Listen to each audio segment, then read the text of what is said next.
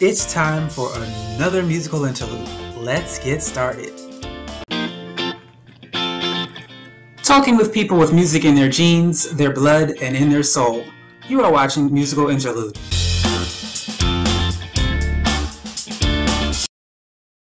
Hello and welcome to another episode of Musical Interlude. I am your host, Casey Bell, and today's guest is Dom Colizzi. Let's get started. So tell me your earliest memory of you discovering your passion or your skills for music. Well, so my parents tell me, and I wasn't really too young, but around the age of 15 or 16, I'd already played piano for, about 7 years or so. I said, I want to play guitar. I want to learn guitar. My dad said, all right, I'll go pick one out for you, but you got to promise me that you'll learn to play it. So we went and picked out this blue electric guitar. I had no idea what I was doing, but I knew I wanted to play Collide by Howie Day. No idea why, but I wanted to play that one. So I went home, literally studied this how to play guitar book. And within a few hours, I came upstairs and I played the song for the first time. And my parents were blown away that I had never even picked up a guitar before that. So I think that was the big moment for me that I knew I had some skills here that I could maybe make this a career. When did you get to that point where you decided you were going to make it a career? The age of 19, when doctors cut the cord out of my tongue. I was tongue-tied for 19 years. So I had a lisp and a stutter, and I couldn't even talk like other kids. But at 19, I talked to some doctors, and they said they could cut my tongue, and we could maybe relearn how to talk. And it was a very, very easy procedure, kind of a rough recovery. It took a few days of just, pretty bad pain. But I moved to LA right after that while I was learning to speak. And I just knew that at that point, nothing was going to stop me. So right around the age of 19. So let's talk about that, your single Demons, and how that kind of played in with your lifestyle, your life prior to the surgery. Yeah. I mean, for me, Demons I wrote that with Eden Kane out of Nashville. He's a pop artist, on the rise. And it's kind of a double entendre because I'm in a super happy relationship, a wife, 3 kids. He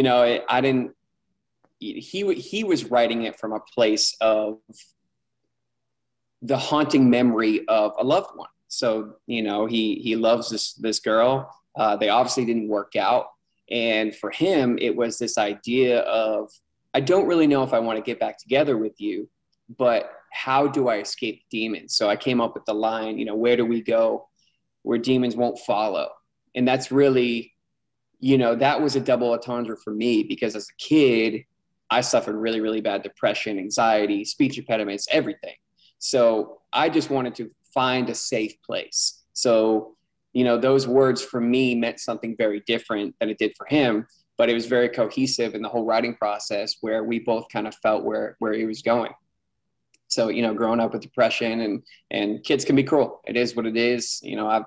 I've grown up and forgiven them, but, I had a rough time in school. I was blessed with great parents, great family, but you know how kids can be. And it wasn't until after high school when I really started coming out of my shell and really finding myself and deciding to pursue probably one of, if not the hardest industries to kind of jump into.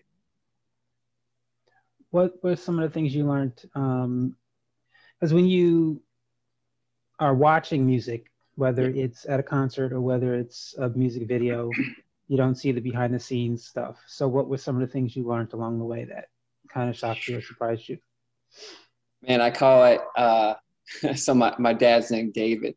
We call it the Dave Colizzi College of Knowledge because he taught me a lot about business. So I try to apply my music career like a business, not just music for fun. Being able to treat your career like a brand, like a business, like a startup. What makes you, have this marketability, profitability. So for me, it was all the behind the scenes was, there's a lot more than just singing Kumbaya and writing this song. I could write the song on piano or guitar, but when it comes to producing it, You know, I didn't have thousands of dollars to go hire the Nashville, you know, producers of the year. So how was I going to get that sound?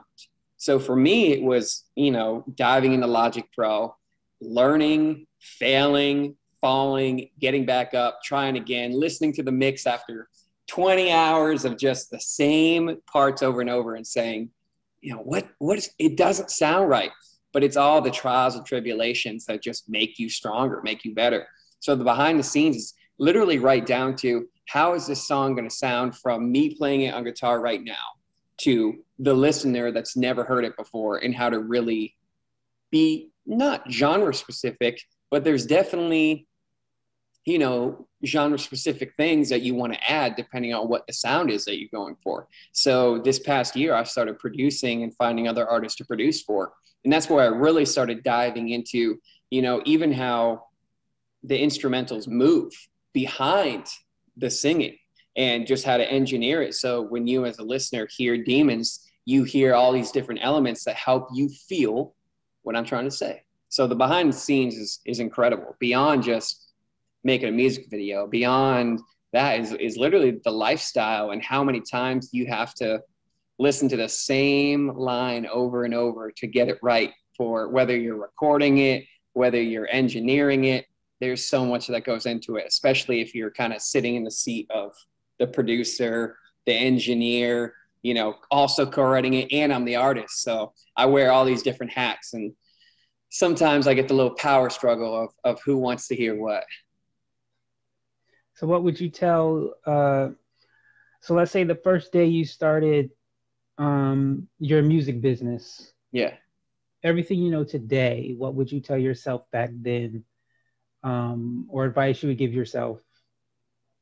Be extremely intentional. Be extremely intentional. You know, don't go in there blindly thinking that all these people might see your talent and want to help you. They see you as either marketable or a sucker. So, you know, don't be afraid to just, you know, take your time with it, but also really dive into who you are as a brand, who you are, you know, as an artist. Where do you see yourself 5 to 10 years from now? Have you worked on having these interviews? Have you, you know, practiced in the mirror on what you're going to say so you don't freeze up? There's so much to it, way beyond just, I'm going to move to LA, I'm going to move to New York, I'm going to move to Nashville and just get my big record deal or sell the big song. You know, you're going to write hundreds of songs, man. You're going to be told 1,000 no's, and you still might not get that yes. There's always that chance that you got to run, but be very intentional with your time and really treat it like a business and a brand. And I think you're going to move quicker and more efficiently and not suffer as much heartache, because you're going to treat it as if this is my company, why should I give it to you? What is that value? So that's really what I had to learn, you know, 10 years in.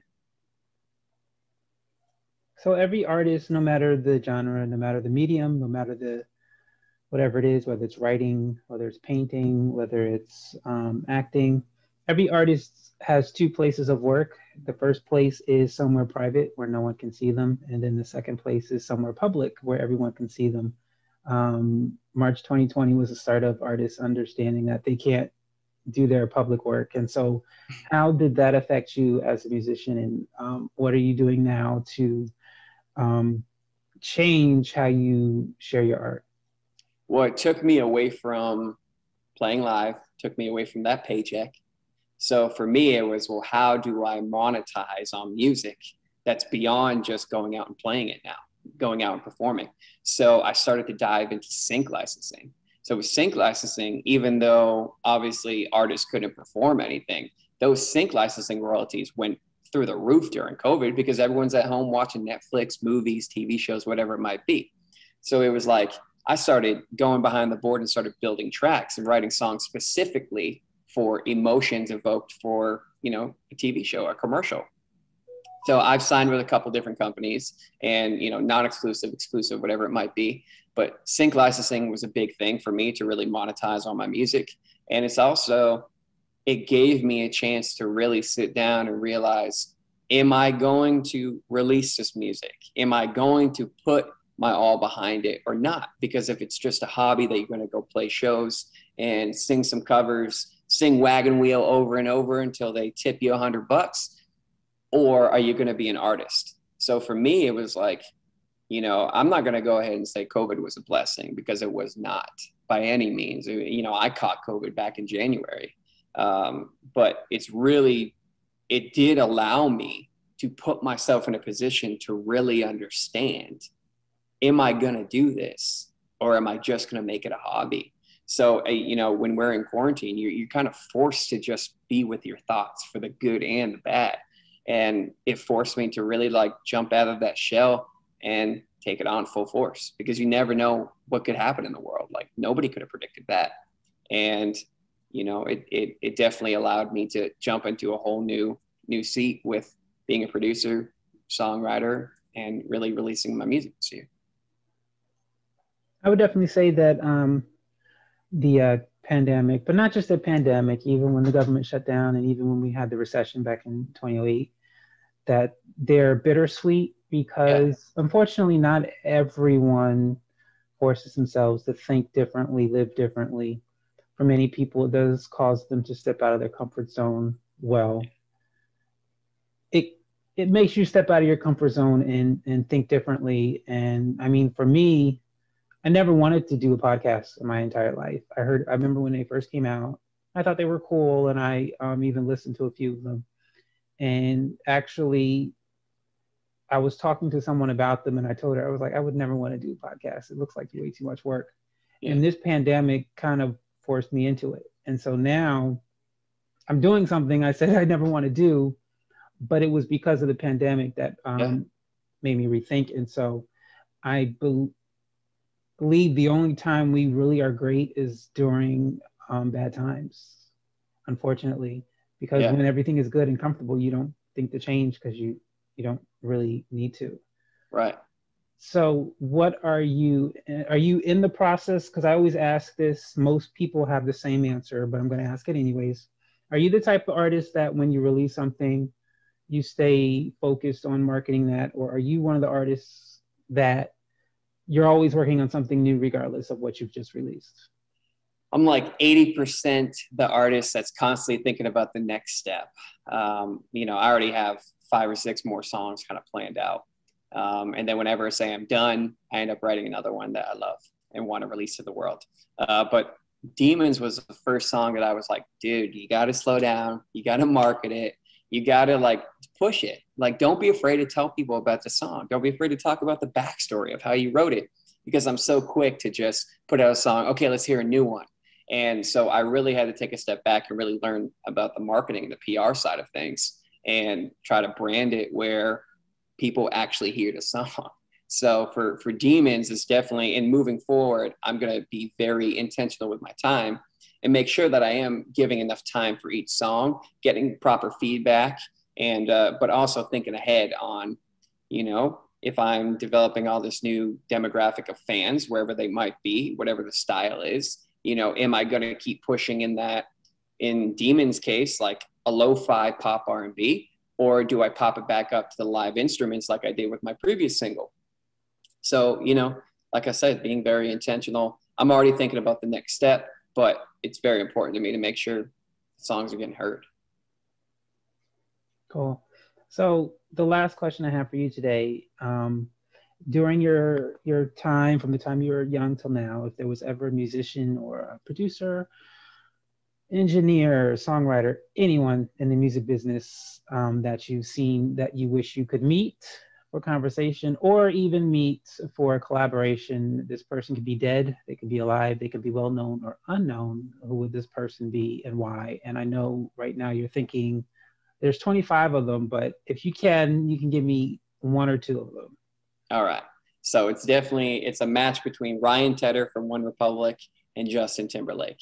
Justin Timberlake, man, like just growing up on boy bands and pop, and like listening to Justin Timberlake is what made me fall in love with pop music, and hearing runs, falsetto, and like the dancing, everything about it, the performance. I mean, obviously you've got Michael Jackson and, you know, so on and so forth, but Justin Timberlake changed things for me. And a lot of people are always comparing me to him and say that, you know, I remind them of him. And so I've always just wanted to meet him and really see how, you know, how close we really are as artists or whatever. And if he's truly influenced my music more than any other artist as a writer, producer, whatever it might be.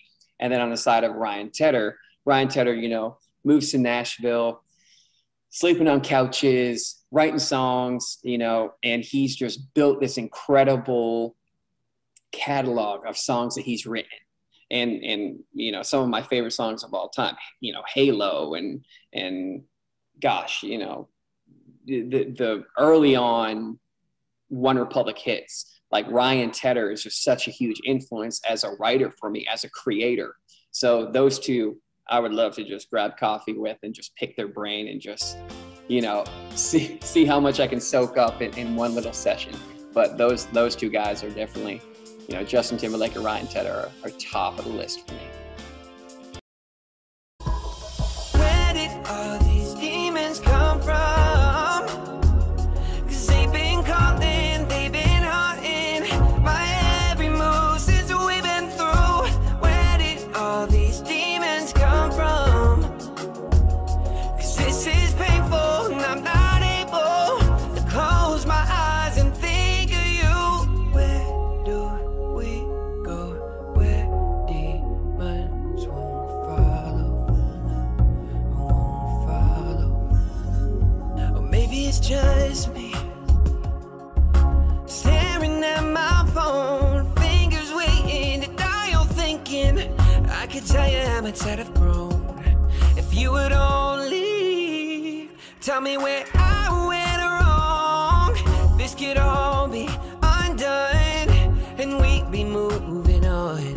But is it working? All the swerving? Are you hurting from the nerves where you think of me like I think of you? Oh, where did all these demons come from? 'Cause they've been calling, they've been haunting my every move since we've been through. Where did all these demons come? That is all the time we have for you today on Musical Interlude. I want to thank our guest, Colizzi, for stopping on by, and of course you, the audience, for viewing. Have a great day. Have a great week.